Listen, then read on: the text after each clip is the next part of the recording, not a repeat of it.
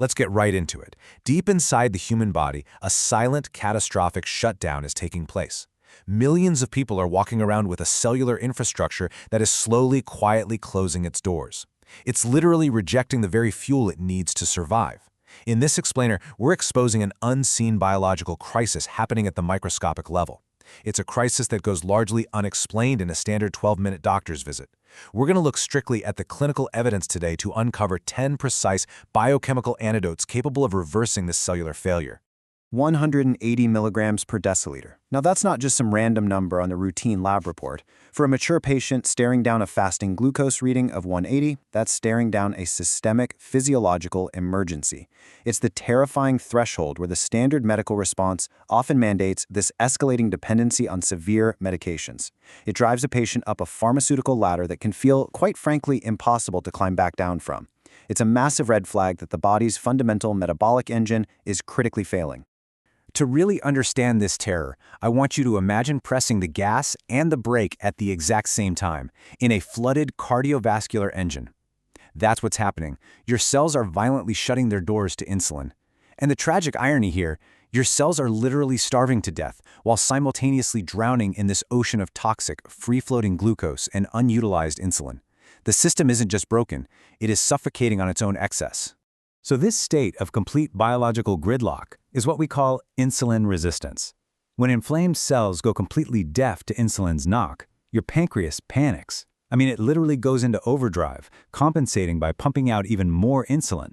And what's the standard medical answer? Well, often it's a prescription designed to violently shove even more insulin into a system that's already choking on it. We urgently need a targeted biochemical intervention to actually break this vicious cycle, not just mask the symptoms. Okay, let's dive right into our clinical roadmap. And listen, these are not your casual run-of-the-mill diet tips. These are precise biological interventions. Every single clinical tool we're covering performs one of three distinct jobs.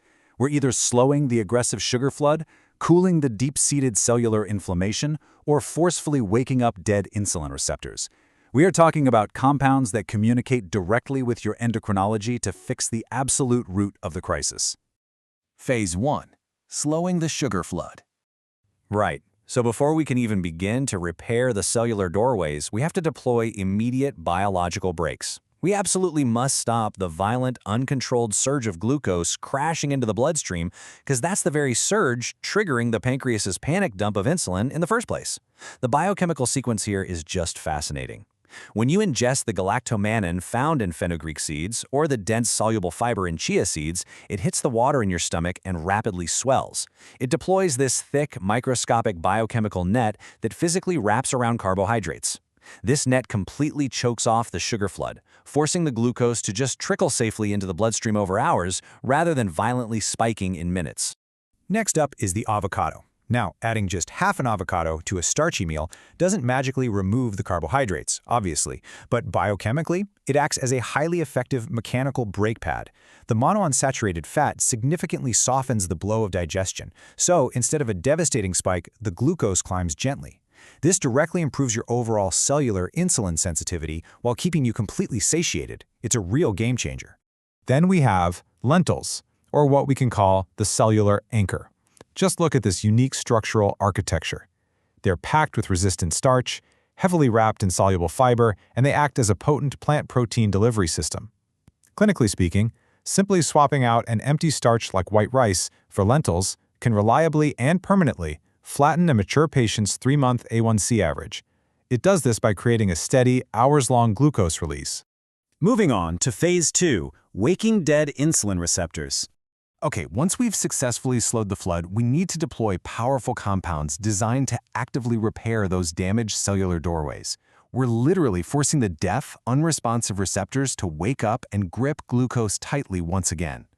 Now, what's really interesting about this is the aggressive contrast between what's probably sitting in your pantry and what you actually need. Common cassia cinnamon contains coumarin, which is actually toxic to your liver in large daily doses. But Ceylon, or true cinnamon, that's a clinical-grade tool. Its specific polyphenols act as highly effective, highly safe insulin mimics. They walk right up to the cell and help it grip glucose tighter. Prepare yourself for this metric because it's massive, a 20 to 30% reduction in a post-meal blood sugar spike. This drug-sized drop is achieved purely by the acetic acid found in apple cider vinegar. It drastically slows stomach emptying and physically forces your muscles to pull glucose right out of the blood. But hey, a quick clinical warning here. Always dilute 1 tablespoon in a full glass of water. And if you're already on medication, you definitely need to consult your doctor because this stuff will drop your blood sugar rapidly. Whole eggs bring us to a brilliant phenomenon known as the second meal effect. Because a whole egg features a near-zero carbohydrate profile alongside this incredibly potent protein and fat matrix, it barely even moves your blood sugar.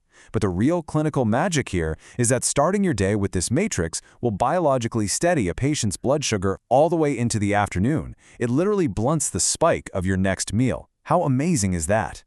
And that brings us to Phase 3, extinguishing deep cellular inflammation. To truly reverse this crisis, we have to address the root cause. This phase investigates the chronic, low-grade biological fire that physically jams the insulin signal right at the surface of the cell membrane.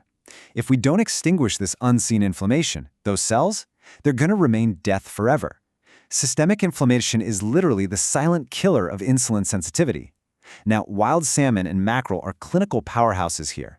They deploy EPA and DHA omega-3 fatty acids, which, by the way, are among the most powerful natural anti-inflammatory compounds known to medical science.